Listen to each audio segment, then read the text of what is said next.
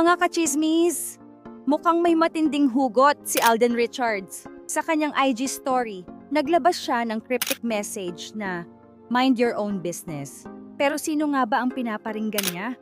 Nag-expire na ang post, pero mabilis itong nakuhanan ng screenshot ng mga netizens.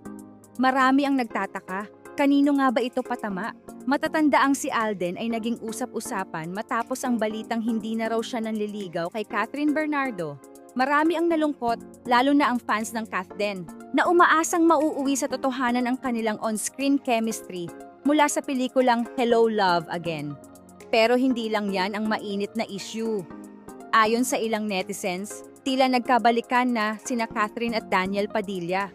Ayon pa nga sa isang viral Facebook post ni Shian Gaza, 99.9% na kumpirmado raw na nagkaayos na ang Kathnil.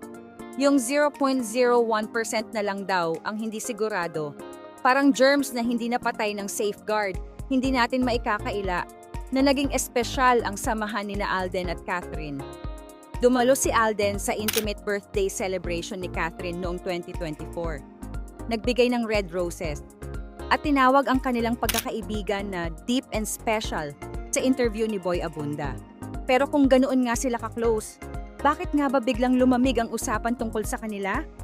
At ngayon, may cryptic post pa si Alden na tila may gustong iparating. Dahil dito, maraming fans ang nag-react.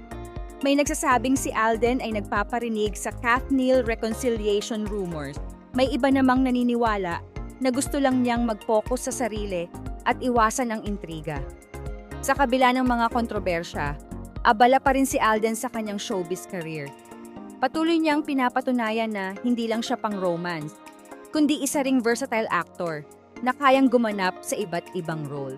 Mga kachismis, ano sa tingin nyo? May patama ba talaga si Alden sa kanyang cryptic post? O gusto lang niyang manahimik sa gitna ng mga kontrobersya? I-comment na ang inyong opinyon at huwag kalimutang mag-subscribe at i-follow ang Chismis PH para sa latest showbiz balita.